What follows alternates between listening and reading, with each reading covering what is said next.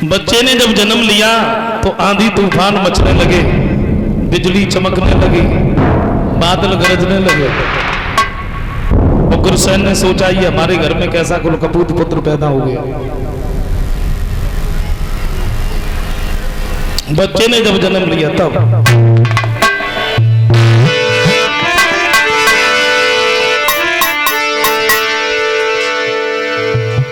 एक महाप्रलय सी नजर आने लगी।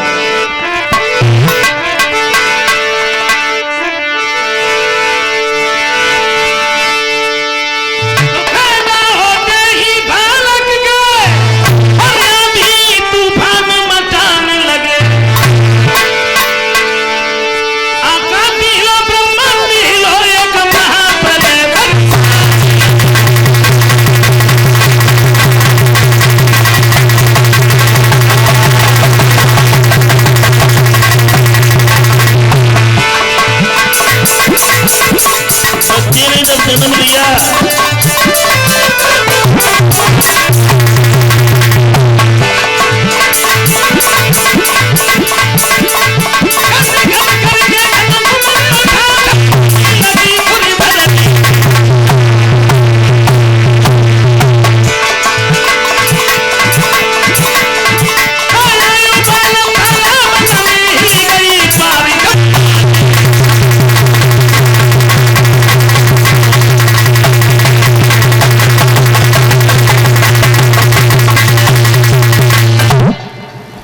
गुरुसेन ने सोचा ये हमारे घर में कैसा कुलकपूत पुत्र पैदा हो गया।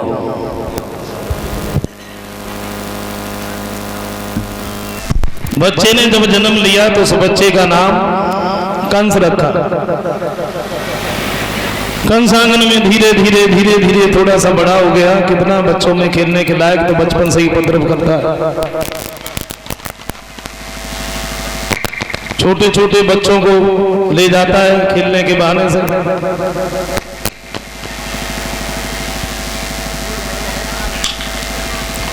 किसी का गला दबा देता है, किसी को कुएं में धकेल देता है, किसी का हाथ तोड़ देता है, किसी का पैर तोड़ देता है।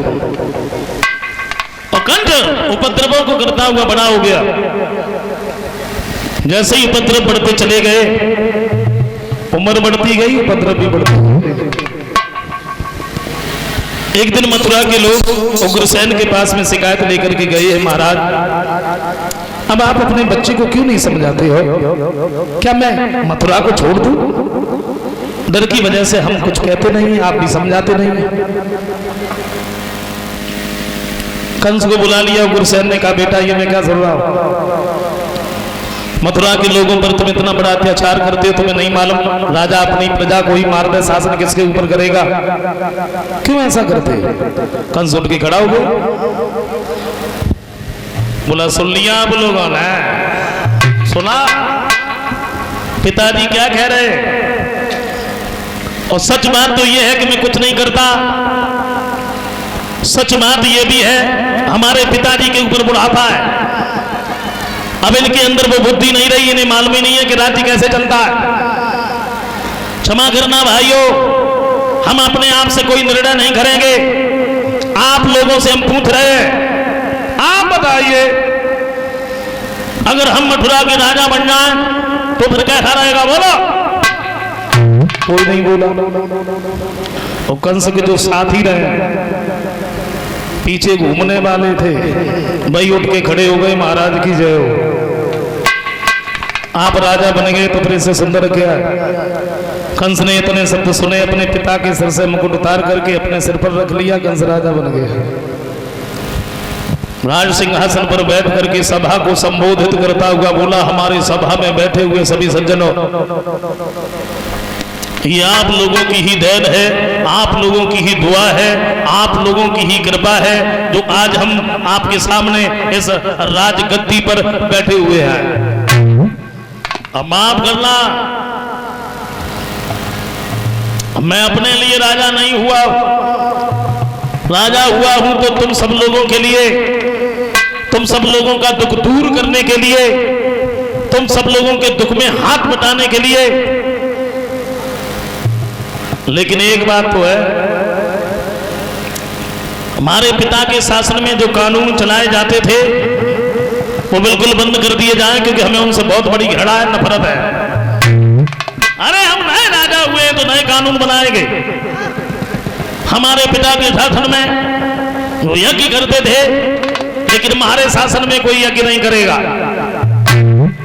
अरे नहीं मालूम, पौष्टिक घी को अग्नि में जला देते हो, खुद खाओ, शरीर को तंदुरुस्त बनाओ, काहे को जला देते हो भाई। हमारे शासन में कोई भी अपने माता पिता की सेवा नहीं करेगा। ज्यादा बूढ़े हो जाएं, पकड़ के कुएं में डाल दो, पैर से मत खिलाओ। मैं ये चाहता हूं हमारे शासन में कोई भी दुखी न रहे, और मैं किसी को दुखी देखना ही नहीं चाहता, क्योंकि हृदय बड़ा दयालु है। किसी को कोई दुख है, कोई तकलीफ है, कोई कष्ट है तो बोलो। कोई नहीं खड़ा हुआ, हिम्मत करके खड़ा हो गया, कपता भी जा रहा है, थोड़ा थोड़ा बोलता भी जा रहा है, महाराज की जय हो। कहिए क्या तकलीफ है तुम्हें, निसंकोच कहो। महाराज मैं ये चाहता हूं आपके पिता के शासन में जो कानून चलाए जाते थे, आप वही कानून चलाएं, आप कोई नए कानून न बनाएं, इसका हमें बहुत बड़ा कष्ट है। कोई बात नहीं, तुम्हें कष्ट है और सबका दुख दूर करने के लिए तुम्हें राजा हुआ। जल्लादो, सुना नहीं तुमने, इन्हें बहुत बड़ा कष्ट है। अगर ये जीवित बने रहे, दोबारा फिर कष्ट होगा, फिर मेरे सामने रोएंगे, गिड़गिड़ाएंगे, और मर गए तो दोबारा कोई दुख ही नहीं होगा। इसलिए ऐसा करो, इन्हें पकड़ के ले जाओ और फांसी लगा दीजिए, फांसी।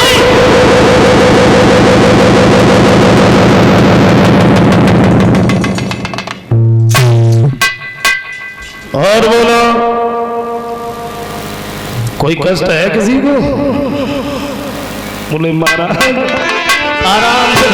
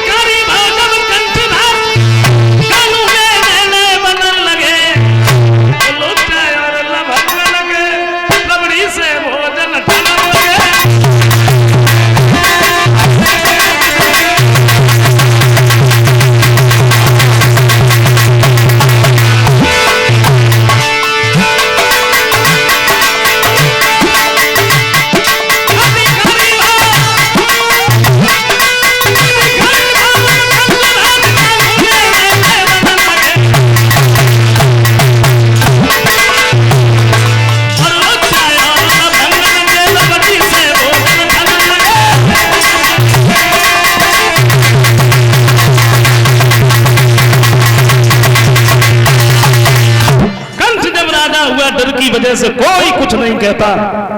कहेंगे कैसे, कहेंगे तो मारे जाएंगे, बच ही नहीं पाएंगे। एक दिन कंस दरबार में बैठा था, मंत्री से सलाह मिलाई। मंत्री जी महाराज, वो दिखता नहीं है, मैं शादी के योग्य हूं, लेकिन हमारी समझ में ये नहीं आ रहा मैं विवाह करूं तो किसके साथ में करूं। मंत्री कहता महाराज इसकी चिंता काहे करते हो, मगर देश के जो राजा है जरासंध, और इनके घर में 2 लड़कियां हैं, अस्ति और प्राप्ति जिनका नाम है, दोनों देखने में बड़ी सुंदर है। अरे उन्हीं के साथ में शादी कर लो। दोनों लड़कियां ठीक, दोनों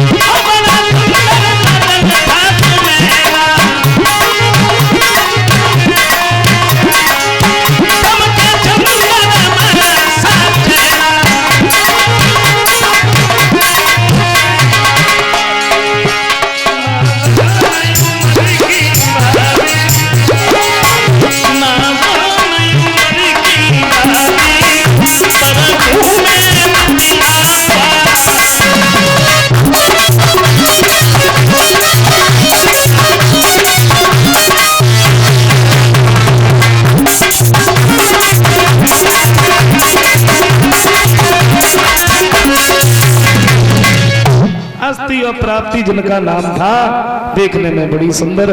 कंस पहुंच गया जरासंध के नजदीक। बोले पहचाना आपने? बोले आपको कौन नहीं जानता है, आप तो मथुरा नरेश है। ये नहीं पूछा हम तुम्हारे पास काहे को आए, बता दीजिए। कंस कहने लगा हम तुम्हारी बेटियों के साथ में शादी करने आए। बोलो। सोचा क्या करें, ये नहीं मानेगा। मंत्री से सलाह मिलाई तो मंत्री ने एक बात बताई, वैसे महाराज कंस के शरीर में ताकत तो है, लेकिन एक बात और है। क्या? जिसके शरीर में ताकत कुछ ज्यादा होती ना, उसमें बुद्धि कुछ कम होती है।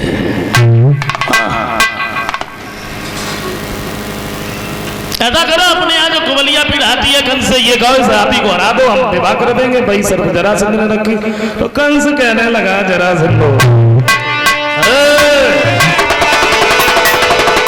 कहाँ है तुम्हारा हाथी?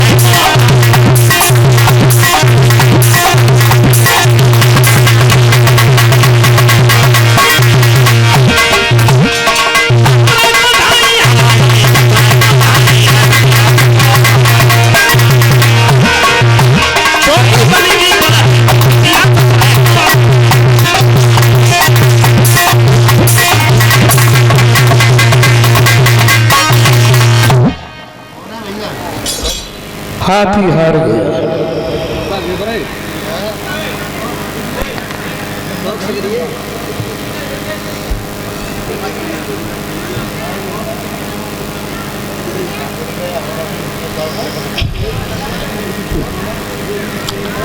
विवाह कर दिया।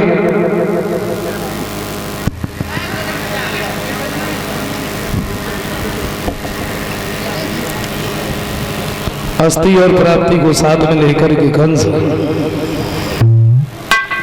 मथुरा में आ गया।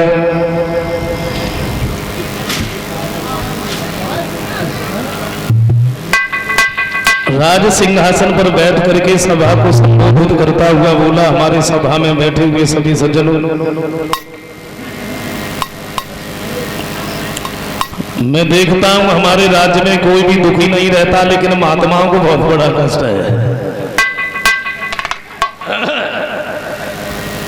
बेचारे इधर उधर भागते नहीं, कष्ट होता है।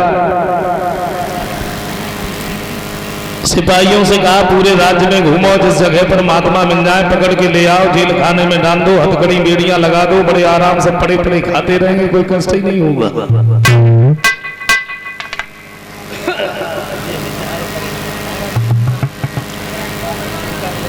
लेकिन महात्मा की आत्मा को जब निर्दोष सताया जाता है तो उसे परमात्मा भी सहन नहीं कर सकते।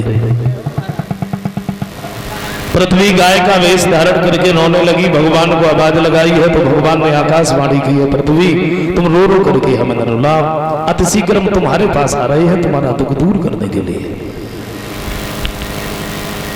इधर बताया कंस के घर में चचेरी 7 बहनें थी। 7 बहनें वसुदेव के लिए ब्याही गई थी। वसुदेव बटेश्वर के रहने वाले थे, सूरसेन के पुत्र थे। लेकिन यदुवंश दर्पण और हरिवंश पुराण में ये बताया वसुदेव जी के घर में एक नहीं, दो नहीं, बल्कि 18 स्त्रियां थी।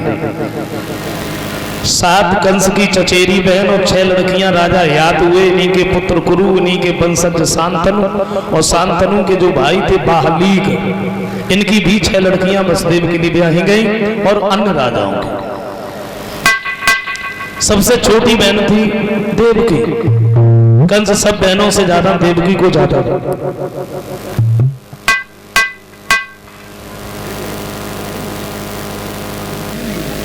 सबने यही सलाह मिलाई है, वसुदेव जी के बड़े अच्छे विचार हैं, इन्हीं के साथ में शादी हो जाए तो अच्छा रहेगा। और खैर देखना तो चाहिए कैसे विचार हैं कैसे नहीं है।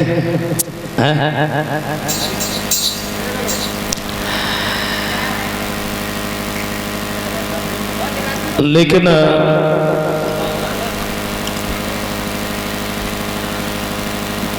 काका कभी जो हाथरस के हैं दामाद के बारे में कुछ और कहते हैं।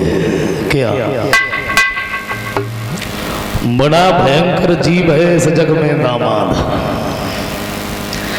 ठग ठग कर सास ससुर को कर देता बर्बाद, कर देता बर्बाद। आप पियो न खाओ, मेहनत करो कमाओ, बस उनको देते जाओ, और कितना भी देते रहो तृप्त हो ना शख्स, तो फिर ये दामाद है अथवा लेटर बक्स, पता ही नहीं लगता।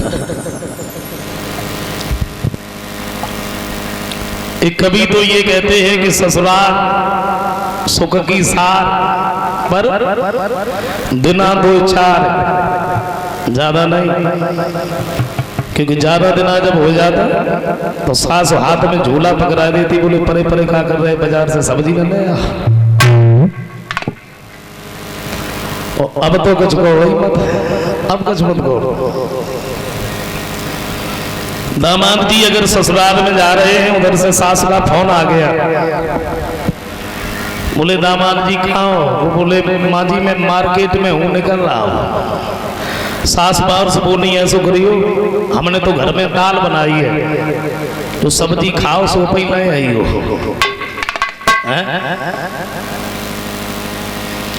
तब तक साले साहब आगे, बोले किसका फोन है? बोले दामाद। बोले थोड़ी मेरी बात करवा। इन्होंने ले लिया, बोले जीजा जी कहाँ हो? बोले मार्केट में हूँ, निकल रहा हूँ, अभी आ रहा। वे बोले तो ऐसा करियो 2-4 बियर और डाल रही हूँ, कहाँ बाजे पर बिना मतलब में।